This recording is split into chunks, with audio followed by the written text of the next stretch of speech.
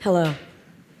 I'm sorry, Hello. I have to look at the ground because I've been told no eye contact and no first person addressing of the Golden Globe winner. So I will be doing this whole interview staring at the build sign. It's true. It's a fair warning. If you look at me directly, it's like the Ark of the Covenant in Indiana Jones. Your face will melt off, especially if you're a Nazi. You will be escorted out if you look at her directly, so I suggest looking to the side. And you will also die.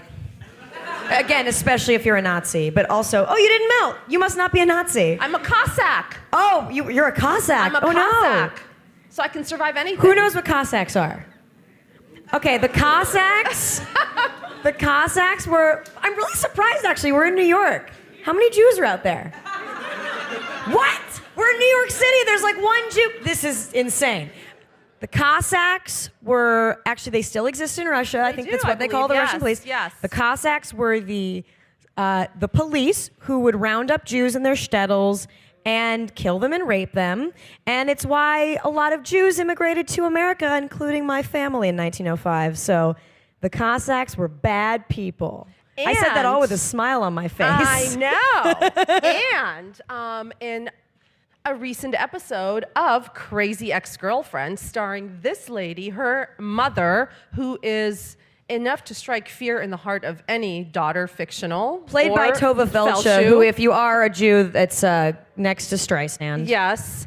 God. Tells her how proud she is of her because when the Cossacks come, she will finally be able to fight them off. This is true. And this is the reference to the Cossacks. It's Yes. not just It's not just a random like reference. regular conversation. Watch. I hope we get the word Cossacks trending. Hashtag Cossacks. Cossacks. Hashtag Cossacks. Come on, the one Jew in the audience, can you like tweet it? No? Not happening. All right, moving on. This is how good I am at getting things like trendy and viral. I'm just like, it's topical. What went through your head when they called your name? I was really overwhelmed. I mean, you do the thing where you're in the shower and you like daydream about yourself winning and you're like, oh, this will be the look on my face. And you like kind of practice looks to yourself. You're like, I'll be like, ah! Or you'll be like, oh, and when it actually happened, it's almost like I had to like look down. I was almost like well, not embarrassed to look up, but I was like, oh my, like, what's happening? Like, it was just really overwhelming and it was wonderful. And the whole time they were announcing the nominees, my husband was on one side and I was holding his hand, and my co-creator was on the other side and I was holding her hand. So it was really, I was like kind of just thinking about them the whole time and how proud they were. And my husband let out a shriek that I hope I kind of never hear from him again, because I was oh, that's the sound you will make either when I win a Golden Globe or when you're murdered. And so I hope he never makes that sound, because that'll mean he's getting murdered. Well, and the show is, I mean, when you talk about things that take a long time to get made and get on air, yeah, you could probably write the handbook for that. Yeah, I mean, series. It's a testament to how it's a testament to show business, but also how like different like media is nowadays. So like the long story short, and this is also just an education for TV writers. If any of you are TV writers out there, so when you pitch a show, so Alina and I got together. She saw my YouTube videos that I was making. We came up with a show called Crazy Ex-Girlfriend that was always meant to be a feminist deconstruction of the word crazy. Just wanted to say that up top. For anyone who doesn't know the show, it is a dark, feminist, romantic musical comedy about the ways that love takes over our brain and deludes even the smartest of us. It's about a woman who has a mental breakdown. So yeah, that's clear. We always wanted to create that show, and we worked on kind of the pitch in June through September 2013. And then we set up meetings with 8 cable networks, because to us it seemed like a cable show.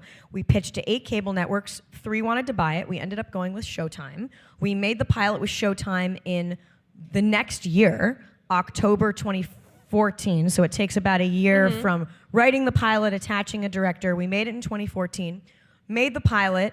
Showtime passed on it in January 2015, the week of my wedding. What a great wedding gift. Yeah, thank you. But that's what happens. I was lucky enough to even get to make a pilot. Just being able to make a pilot is a huge step in anyone's career. So without them, we wouldn't have this pilot. We then sent the pilot around to literally every network, streaming, cable, every single network under the sun. Nobody wanted it. Aline, my co-creator, saw Jane the Virgin on the CW and thought, CW might be a match. We sent the pilot to the CW. By this time, it was March 2015. And we rewrote it for the CW, and we were ordered to series in May 2015. So it's just like that's a general timeline of how things work. But it has been insane in that it's very rare, first of all, for what they call a busted pilot. It's very rare for a busted pilot to get bought by someone else because the pilot's made, it has someone else's stamp on it, there's a stink on it because it's been rejected. So what happened was very rare and doesn't happen a lot. What, you had such a strong vision for the show from the very beginning. What made you believe in it and the concept so much? Because this is a dark, twisted, complex musical comedy drama dealing with some sanity issues. Yes. So it's not something that one often sees in movies or television. Yeah. Well, Mike, I can't overemphasize how brilliant Aline is. I've learned so much as a writer from her. I come from an alt sketch world. I've been doing musical sketch comedy forever. I've been doing sketch comedy forever. She's a brilliant screenwriter. Aline is one of the top screenwriters in Hollywood. She wrote The Devil Wears Prada, 27 Dresses We Bought. She's written so many movies, and her sense of how character and story works, I've learned so much from her. And when I first started working with her, it was not only a crash course in how to really delve into a character and really create a character from the ground up, which is a training you don't get if you come from like sketch comedy, but also it made me way more of a feminist. I walk into her office and she has copies of Lean In on her bookshelf, and she's like, I want this show to be about how women are sold a bill of goods about what love is, but then they're told, well, don't be too crazy when it comes to love, even though that's the ultimate goal. And so from the beginning, because she was so strong about it, we always wanted the show to be about contradictory messages and deconstructing stereotype. And also it's a musical, and I feel like when you have a musical, you're already not fitting into any genre, so we might as well do whatever the hell we want, since we'll never be like, this is Friends, you know? Yeah. And I think it was always so specific that all we could do was make it authentic to us.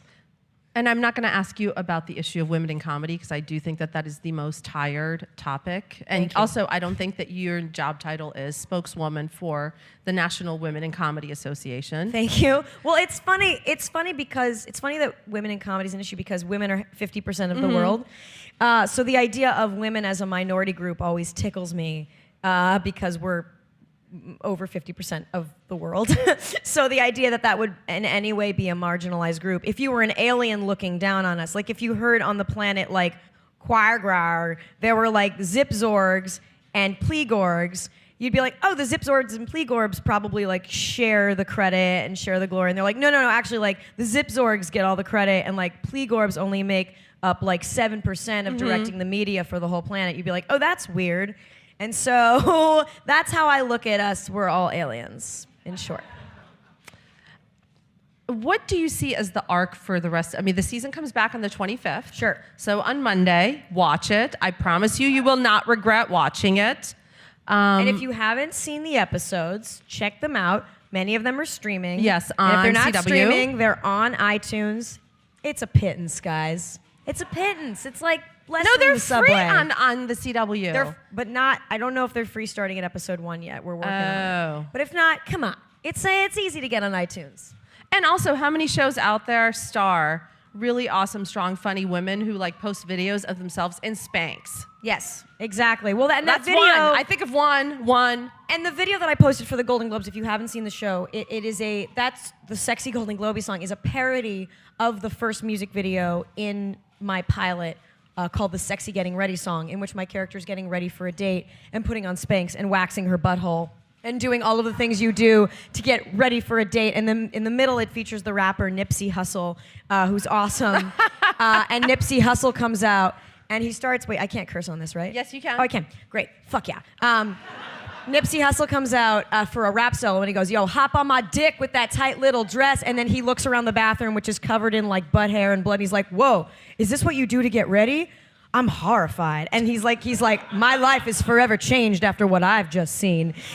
So it's a music video that deconstructs how being beautiful is disgusting and horrifying. And so that's what that sexy Golden Globey song It was and a callback it to also is super honest because having covered the Golden Globes and the Oscars, that is what women wear under those dresses. They just don't tell you that or show you that. Well, it's interesting. I was reading a thing about the history of fashion, and so you had, this has nothing to do with my show, but I thought I'd share it.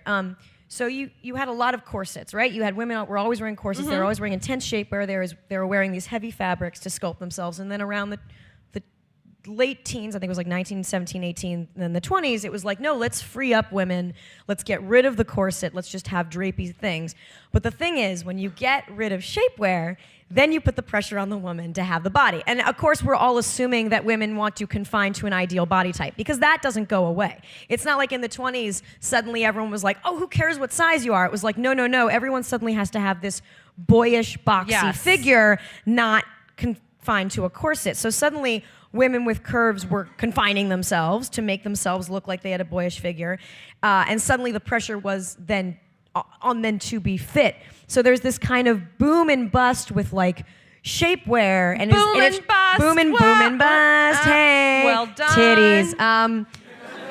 There's this boom and bust with shapewear where it's like, okay, so if we're not emphasizing shapewear, we're still not fixing or addressing the issue of women trying to confine to an image at all. So, okay, so we're not going to use corsets, we're not going to use girdles. Then it's like, well, you better have skinny abs then to wear this type of dress. And then, so in a way, like wearing all the shapewear that I did for the Golden Globes was freeing because I didn't have to worry about sucking in a sheath dress, you know? Yeah. I was wearing 2 corsets, so I could breathe, and my breath, just went up to my boobs, into my neck, into your lungs, into my scalp. So it enabled you to speak. It enabled me to speak when you gave your speech. Yes, exactly. So there's this forever dance we all do with body image, and it's something that it's not just. I mean, body image isn't a recent issue. It's been.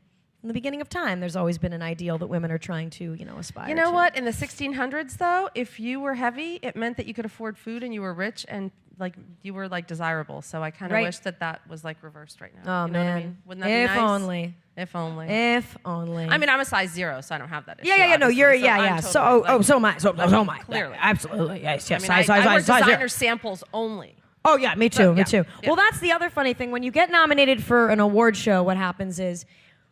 You have the option, you can wear hot off the runway fashion, but that's made for a very specific body type and would make me look laughable. Or you can buy a dress in a store, or you can find someone to design a dress for you. And very luckily, I found someone, I was privileged enough to have someone design a dress. Christian Siriano. He was amazing. Yeah, he's great.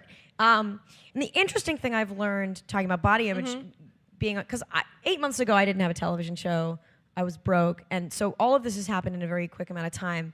And something that I realize is part of the reason everyone looks good on TV is because you have a top-of-the-line stylist working for you. I have a top-of-the-line stylist putting clothes on me and showing me, okay, so you have a big bust and a short torso. Here are the type of jackets you should wear. And it's stuff that I could have never figured out on my own. And I don't think it's stuff that most people could figure out on their own or would have the time to figure out.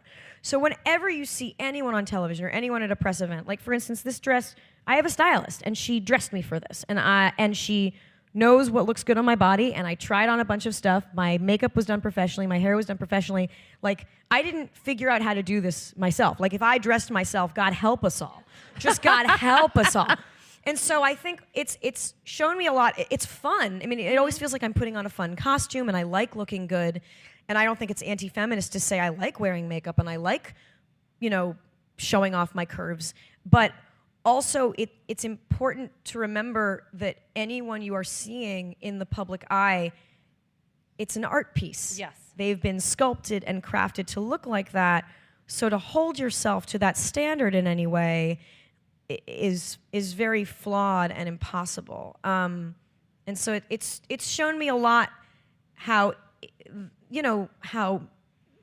body image is represented in the media, and then what real people are like, if that makes any sense. And I feel like you really, in your show, I don't even know the right word to use, but I guess you play with that concept, but in a kind of a serious way. Do you know what I mean? Yeah, we like exploring, because my show's a musical. but when we're not in the musical world, we try our best to have it take place in reality and make it feel real, make it feel natural, as heightened as the premise is. And so we really like playing with the contrasts of glossy musical genres with what's behind those musical genres. So in episode 2, for instance, it opens with me in a grocery store wearing no bra and no makeup. I literally wore no makeup. I wasn't wearing a bra. I had to wear nipple covers because on network television, you're not allowed to see the outline of a nipple. Fun fact. Who knew? Who knew? But in the same episode then, for a later music video, I am done up to look like Katy Perry. And so it's interesting to me to see those contrasts in the same space, fantasy and reality. And so what can we expect from the show when it comes back? Well, my show is about someone who is in denial, and in a way, everyone around her is in denial. And when we come back, everyone is going to start waking up from their denials. Everyone individually is on a journey in the show. And really, the show is about how to really pursue your own happiness and what are the keys to actual happiness, and how love and infatuation are often escapes from what we actually need to do to find out what makes us happy, that you can't really love someone before you love yourself. So the whole season has been about Rebecca being in denial about loving Josh, and that denial is going to come bite her in the ass. And also the fact that she, I guess, she has a détente with her mother now. Does that remain? Or you'll have to find out. I mean, it's Do people assume that your poor mother is the basis for Rebecca's mother? I think people probably do. My mom actually is pretty different. I grew up on the West Coast. I grew up, I mean, I am Jewish, but I grew up with parents who actually supported me as an artist, and I often say that I think the fundamental difference between Rebecca and me is that Rebecca had a parents and a mother who said, no, you have to be this, you have to be this, you have to be this, and I had parents who didn't do that. So I think that's actually the fundamental difference between us. And I was fortunate enough to go to art school. Anyone from NYU out here? Are you Tish? She graduated. No? All right. But anyway, I had the good fortune to be able to pursue that and pursue my passion, and not everyone has that opportunity. And so, yeah.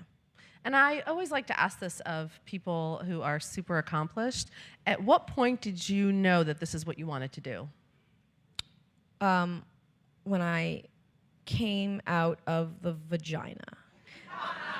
So your I first remember memory being is born the and just being Apgar? like, my mom's pussy's here.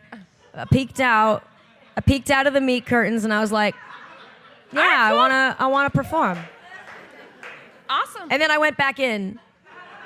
Because you weren't ready yet. I wasn't ready. You weren't stage ready. I wasn't ready. It was actually Okay. it was a horrifying time. No, yeah.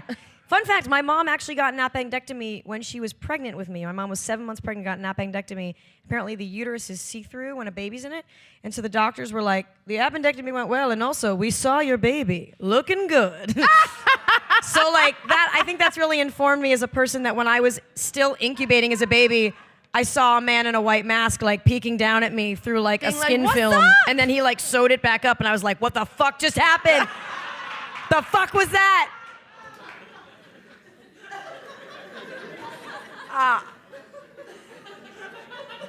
Crazy Ex-Girlfriend airs on Mondays, 8 p.m. on the CW.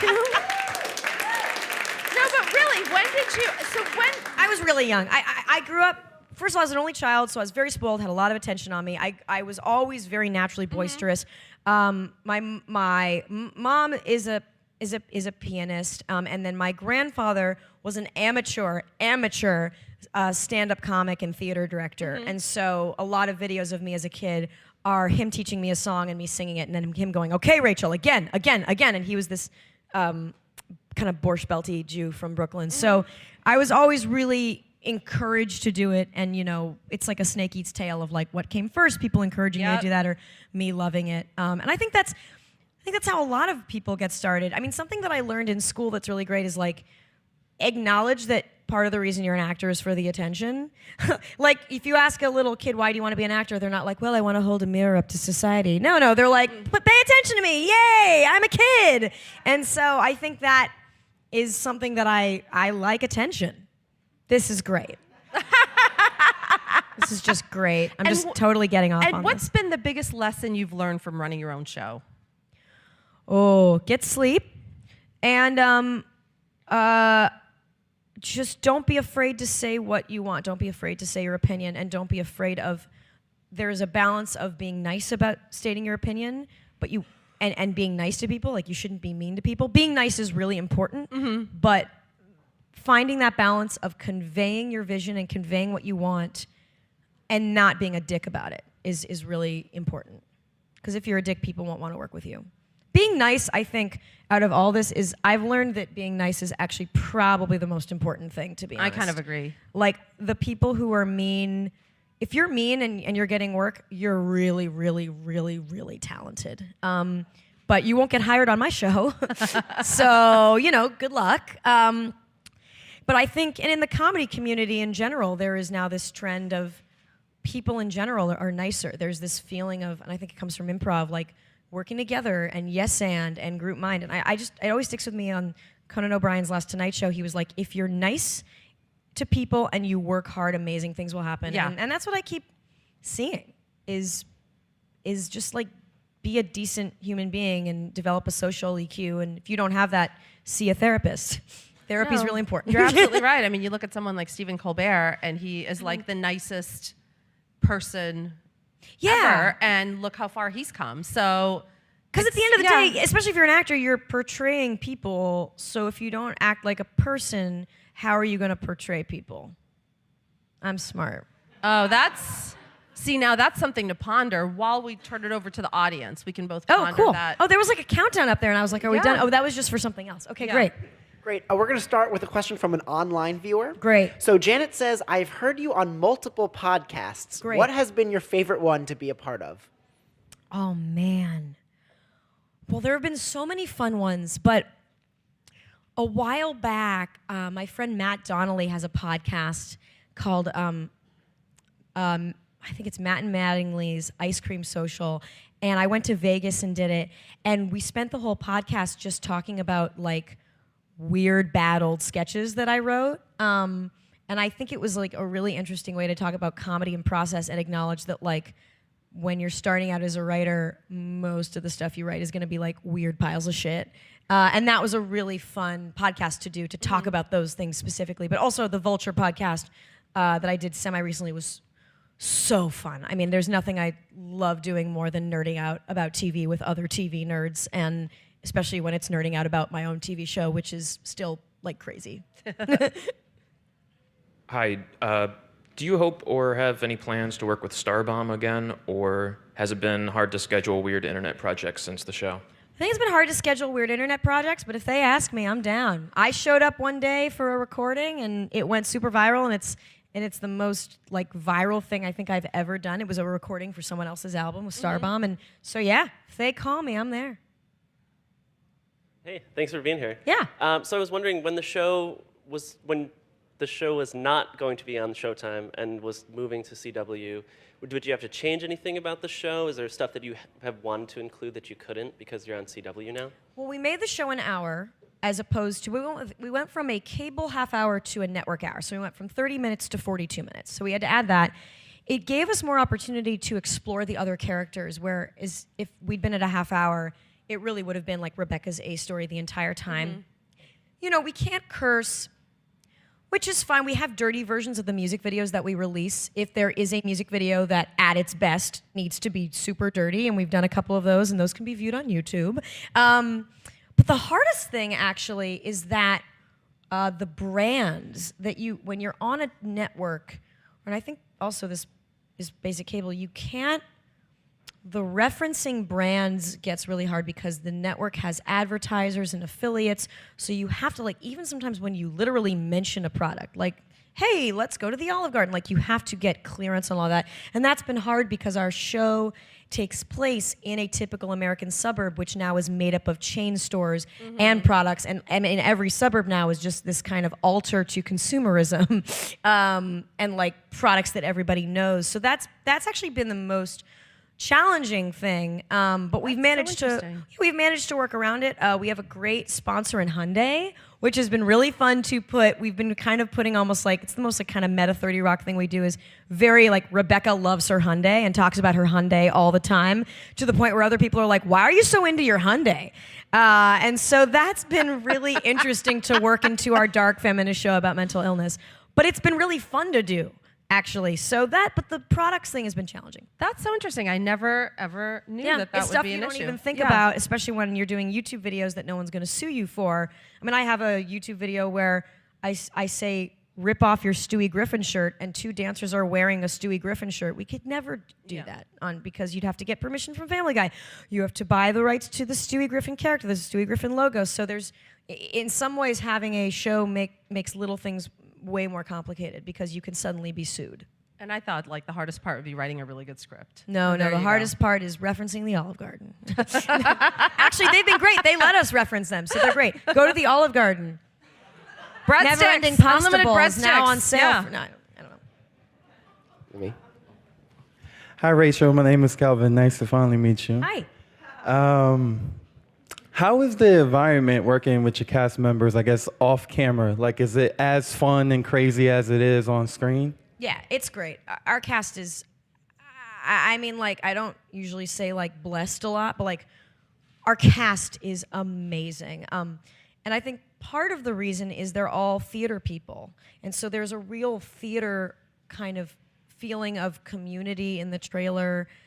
We don't hang out as much as I'd like because I'm so busy and we're all so busy, but everyone is so grateful to be there. I just got Vincent Rodriguez III, who plays Josh Chan, just sent like a lovely email to me and Aline the other day, just like being like, reiterating how grateful he was. And I think that everyone on the cast is so, they're so talented. You hear sometimes about working with TV or film actors and like, oh, they don't know how to do this, they don't know how to do that, because their whole life they've just started in TV and film. They only know how to play themselves. They've never learned projection. But because everyone is a theater actor and also we have a musical, it's pretty essential. Everyone is so multi-talented. So, for instance, when we were casting the role of Josh Chan, all we knew is we wanted like an Asian bro.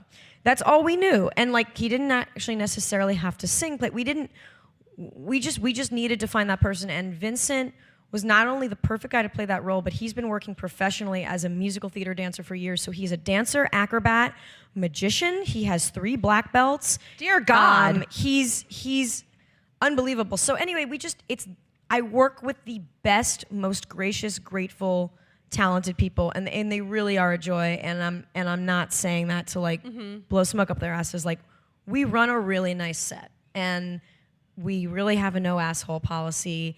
And it's just not the culture of the set that we have. And I've heard about comedy sets that have that, and I can't. How do you make a show?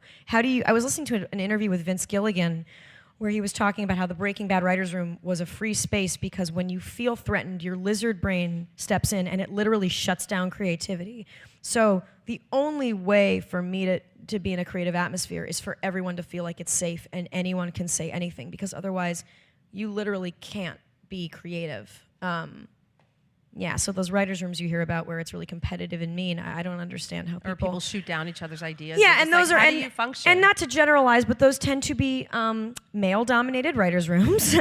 I think women have a sense of listening and collaboration and sacrificing ego for the good of the idea that men really learn from. And our show is very gender balanced. Because I love working with men. I'm married to one. The one I'm married to writes on this show. In fact, he co-wrote the clip from the episode that you just saw. And I think, so anyway, God, how did I start talking about gender? I'm exhausted. I'm very tired. I was up very late last night, and I have jet lag. So I apologize if that was rambling. You are amazing. Gender. And we have time for one more question. Hi, it's me. Hi. Hope you get sleep soon. Oh my God! Oh my God, it's you. We're gonna It's break me. into. Okay, Adele. No, it's not Adele. Hello, it's me. Oh yeah. Can we sing that? I don't we know can it end this on a as musical well number. as I should. I don't want to try to quote it because I feel like I'll get it wrong. No, I'm and then, kidding. And then everyone will be mad at me. Hi you. Hi, I wanted to thank you so much for your Golden Globe speech. It inspired me to sign up for improv classes. So Oh my gosh, thanks. That's great. Where are you going to take classes? At the UCB. That's it's really my hard to home. get in. They're really great. Have you signed up for 101 yet? I did. That's what I just got into. Who's it's your like teacher? impossible. Caroline Cotter. I don't know her, but I bet she's great because it's here and I don't know them. I hope she's great. Yeah, and here's what I'll say. You know, something else I tweeted about because I did UCB classes is, you know, it's really important. I think rejection has fueled me actually more than success because every time I got rejected, I would try to see it, and this took me a long time to get here, but like I would try to see it as like, okay, that's just a sign I need to get better. And UCB is my home. I have been rejected from every team there is at UCB. Herald improv teams, mod sketch teams. I was rejected for an internet team called Beta Teams. And I just was like, okay, that means I just need to get better at what I do. So as you're going through UCB and you feel like you're not the funniest person in class, or you feel like this person's better, or you get rejected from stuff, it has nothing to, just see that as ways only to make yourself better. And the only way to get better for me was surrounding myself with more talented people, which is a humbling experience. And the first step to getting better as an artist is admitting you're not the most creative or talented in the room, because that's the only way to get better. Have fun. I'm not. Thank you. That was so nice. I'm a huge fan of the show. I was wondering, episode to episode, how much do you guys improv? And if you do, what's been your favorite improv that's made it on the show? We do a lot of improv on the show. It depends on the scene. We found that in editing, we can't put the improvs in if it derails from the trajectory of the scene. We want to always track the emotional arc of the character. We were just doing this in an episode, actually, where we did a lot of improv, and we couldn't use as much as we thought because some of them were, it was an episode where you really need to track the through line because the plot itself, so much happens. God, probably my favorite improv run that they've let me do, there's an episode 2 scene where I'm talking to the object of my affection, his girlfriend, Valencia, and there's a scene of us on the couch drinking wine, and a lot of that was improvised, and a lot of us was just adding to the script. So there's this whole thing about, that was in the script about how she says that she, I think, gave a hand job to like a teacher in middle school. I'm like, oh my God, that's so funny, but that's technically rape. That's statutory rape. And then I'm just like, did you report the teacher? And I just went on this run about like, did you report him? And then, so that made it on the show. But then there's all this stuff that I want to release where it was just like us having girl talk. And I'm just like, let's get real. Do you believe in God? And she was like, no. And it got like really, really dark. So stuff like that makes it onto the show, but wherever you see an improv, there's always like 1,000 other improvs that didn't make it on that'll hopefully be a DVD extra or something. But improv, I think, is really, you know, we have a comedy show. I want it to feel natural to contrast with the musical numbers, and a way to do that is improv. Improv locks you into feeling natural in such great ways, and that's why like we're not harsh about like, oh, well, there was a period there, was a comma there. I want people to make the words their own. I mean, a punchline's a punchline if you need to land a punchline, but improv is a great way to take the words and make them sound real and natural. Well, guys, thank you so much, and thank you. Thank you. It's me. Crazy Ex-Girlfriend is back next the following Monday. So not this Monday, Monday in a week. Yay! On the CW. Insane in that it's very rare, first of all, for what they call a busted pilot. It's very rare for a busted pilot to get bought by someone else because the pilot's made, it has someone else's stamp on it, there's a stink on it because it's been rejected. So what happened was very rare and doesn't happen a lot. What, you had such a strong vision for the show from the very beginning. What made you believe in it and the concept so much? Because we don't, I mean, this is a dark, twisted, complex musical comedy drama dealing with some sanity issues. Yes. So it's not something that one often sees in movies or television. Yeah. Well, Mike, I can't overemphasize how brilliant Aline is. I've learned so much as a writer from her. I come from an alt sketch world. I come from I've been doing musical sketch comedy forever. I've been doing sketch comedy forever. She's a brilliant screenwriter. Aline is one of the top screenwriters in Hollywood. She wrote The Devil Wears Prada, 27 Dresses, We Bought a Zoo. I mean, she's written so many movies, and her sense of how character and story works, I've learned so much from her. And when I first started working with her, it was not only a crash course in how to really delve into a character and really create a character from the ground up, which is a training you don't get if you come from like sketch comedy. But also, it made me way more of a feminist. I mean, I walk into her office and she has copies of Lean In on her bookshelf, and she's like, I want this show to be about how women are sold a bill of goods, about what love is, but then they're told, well, don't be too crazy when it comes to love, even though that's the ultimate goal. And so from the beginning, because she was so strong about it, we always wanted the show to be about contradictory messages and deconstructing stereotype. And also it's a musical, and I feel like when you have a musical, you're already not fitting into any genre, so we might as well do whatever the hell we want, since like we'll never be like, this is Friends, you know? Yeah. And I think it was always so specific that all we could do was make it authentic to us. And I'm not going to ask you about the issue of women in comedy, because I do think that that is the most tired topic. And also, I don't think that your job title is spokeswoman for the National Women in Comedy Association. Thank you. Well, it's funny. It's funny that women in comedy is an issue because women are 50% of the world. So the idea of women as a minority group always tickles me because we're over 50% of the world. So the idea that would in any way be a marginalized group. If you were an alien looking down on us, like if you heard on the planet like Quagrar, there were like Zipzorgs and Plegorg. Hello. I'm sorry, Hello. I have to look at the ground because I've been told no eye contact and no first person addressing of the Golden Globe winner. So I will be doing this whole interview staring at the build sign. It's true. It's a fair warning. If you look at me directly, it's like the Ark of the Covenant in Indiana Jones. Your face will melt off, especially if you're a Nazi. You will be escorted out if you look at her directly, so I suggest looking to the side. And you will also die. Again, especially if you're a Nazi. But also, oh, you didn't melt. You must not be a Nazi. I'm a Cossack. Oh, you're a Cossack. I'm a Cossack. So I can survive anything. Who knows what Cossacks are? Okay, the Cossacks. The Cossacks were. I'm really surprised. Actually, we're in New York. How many Jews are out there? What? We're in New York City. There's like one Jew. This is insane. The Cossacks were actually, they still exist in Russia. I think that's what they call the Russian police. Yes. The Cossacks were the police who would round up Jews in their shtetls and kill them and rape them. And it's why a lot of Jews immigrated to America, including my family in 1905. So the Cossacks were bad people. I said that all with a smile on my face. I know. And in a recent episode of Crazy Ex-Girlfriend, starring this lady, her mother, who is enough to strike fear in the heart of any daughter fictional. Played by Tova Feldshuh, who, if you are a Jew, that's next to Streisand. Yes. God. Tells her how proud she is of her because when the Cossacks come, she will finally be able to fight them off. This is true. And this is the reference to the Cossacks. It's Yes. not just It's something not just we a worked random into, like, reference. regular conversation. Watch. I hope we get the word Cossacks trending. Hashtag Cossacks. Cossacks. Hashtag Cossacks. Come on, the one Jew in the audience, can you like tweet it? No? Not happening. All right, moving on. This is how good I am at getting things like trendy and viral. I'm just like, it's topical. What went through your head when they called your name?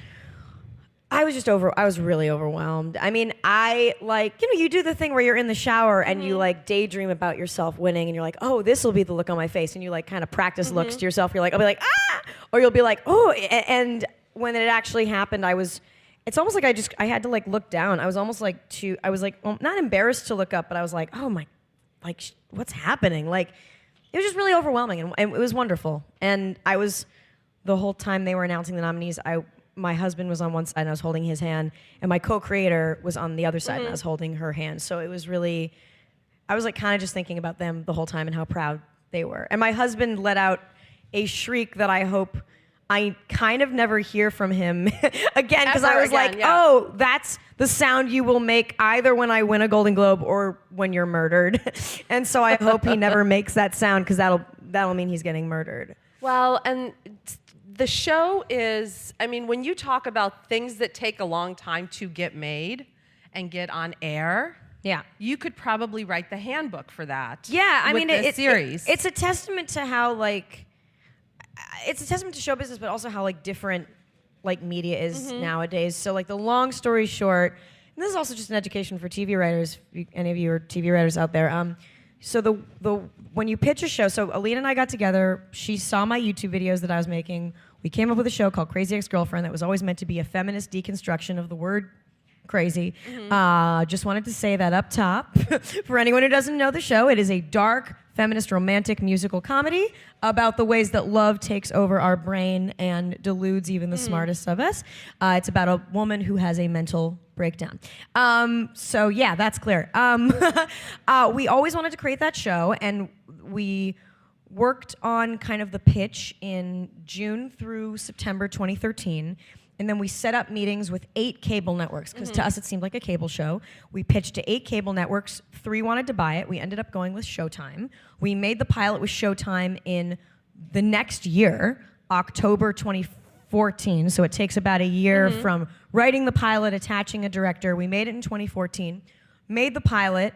Showtime passed on it in January 2015, the week of my wedding. What a great wedding gift. Yeah, thank you. But that's what happens. I was lucky enough to even get to make a pilot. Just being able to make a pilot is a huge step in anyone's career, so without them, we wouldn't have this pilot. We then sent the pilot around to literally every network, streaming, cable, every single network under the sun. Nobody wanted it. Aline, my co-creator, saw Jane the Virgin on the CW and thought, CW might be a match. We sent the pilot to the CW. By this time, it was March 2015. And we rewrote it for the CW, and we were ordered to series in May 2015. So it's just like that's a general timeline of how things work, but it has been away. It's not like in the 20s, suddenly everyone was like, oh, who cares what size you are? It was like, no. Everyone suddenly has to have this boyish, boxy figure, not confined to a corset. So suddenly, women with curves were confining themselves to make themselves look like they had a boyish figure. And suddenly the pressure was then on them to be fit. So there's this kind of boom and bust with like shapewear and boom and bust. Boom and bust. Hey, well done. Titties. There's this boom and bust with shapewear where it's like, okay, so if we're not emphasizing shapewear, we're still not fixing or addressing the issue of women trying to confine to an image at all. So, okay, so we're not going to use corsets, we're not going to use girdles. Then it's like, well, you better have skinny abs then to wear this type of dress. And then, so in a way, like wearing all the shapewear that I did for the Golden Globes was freeing because I didn't have to worry about sucking in a sheath dress, you know? Yeah. I was wearing 2 corsets, so I could breathe, and my breath, just went up to my boobs, into my neck, into your lungs, into my scalp. So it enabled you to speak. It enabled me to speak when you gave your speech. Yes, exactly. So there's this forever dance we all do Indeed. with body image, and it's something that it's not just. Body image isn't a recent issue. It's been. From the beginning of time, there's always been an ideal that women are trying to, aspire to. You know what? In the 1600s, though, if you were heavy, it meant that you could afford food and you were rich and you were desirable. So I kind of wish that was reversed right now. Oh, you know man. what I mean? Wouldn't that be nice? Only. If only. If only. I'm a size 0, so I don't have that issue. Yeah. No, obviously. you're. So I'm totally, So am I. So am I. Clearly. Absolutely. Yes. I wear designer samples only. Oh yeah, me too. So, Me too. Yeah. Well, that's the other funny thing. When you get nominated for an award show, what happens is. You have the option, you can wear hot off the runway fashion, but that's made for a very specific body type and would make me look laughable. Or you can buy a dress in a store, or you can find someone to design a dress for you. And very luckily, I found someone, I was privileged enough to have someone design a dress. Christian Siriano. He was amazing. Yeah, he's great. And the interesting thing I've learned talking about body image, because 8 months ago, I didn't have a television show. I was broke, and so all of this has happened in a very quick amount of time. And something that I realize is part of the reason everyone looks good on TV is because you have a top-of-the-line stylist working for you. I have a top-of-the-line stylist putting clothes on me and showing me, okay, so you have a big bust and a short torso. Here are the type of jackets you should wear. And it's stuff you'd be like, oh, the Zipzorgs and Plegorbs probably share the credit and share the glory. And they're like, no, actually the Zipzorgs get all the credit, and Plegorbs only make up 7% of directing the media for the whole planet. You'd be like, oh, that's weird. And so that's how I look at us. We're all aliens, in short. What do you see as the arc for the rest? The season comes back on the 25th. Sure. So on Monday, watch it. I promise you will not regret watching it. And if you haven't seen the episodes, check them out. Many of them are streaming. Yes, and if on they're not CW. streaming, they're on iTunes. It's a pittance, guys. It's a pittance. It's less No, than they're the free subway. on the CW. But not. I don't know if they're free starting at episode 1 yet. We're working on Oh. it. But if not, come on. It's easy to get on iTunes.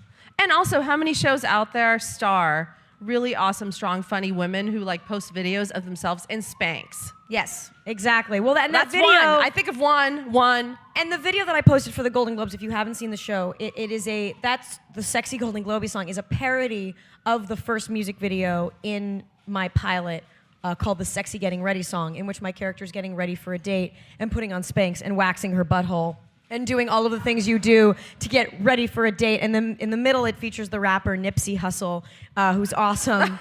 And Nipsey Hussle comes out and he starts, wait, I can't curse on this, right? Yes, you can. Oh, I can. Great. Fuck yeah. Nipsey Hussle comes out for a rap solo and he goes, yo, hop on my dick with that tight little dress. And then he looks around the bathroom, which is covered in like butt hair and blood. And he's like, whoa, is this what you do to get ready? I'm horrified. And he's like, my life is forever changed after what I've just seen. So it's a music video that deconstructs how being beautiful is disgusting and horrifying. And so that's what that sexy Golden Globey song was. It was And a it callback also is super honest because having covered the Golden Globes and the Oscars, that is what women wear under those dresses. They just don't tell you that or show you that. Well, it's interesting. I was reading a thing about the history of fashion, and so you had, this has nothing to do with my show, but I thought I'd share it. So you had a lot of corsets, right? You had women were always wearing corsets. They were always wearing intense shapewear. They were wearing these heavy fabrics to sculpt themselves, and then around the late teens, I think it was like 19, 17, 18, and then the 20s, it was like, no, let's free up women. Let's get rid of the corset. Let's just have drapey things. But the thing is, when you get rid of shapewear, then you put the pressure on the woman to have the body. And of course, we're all assuming that women want to confine to an ideal body type because that doesn't go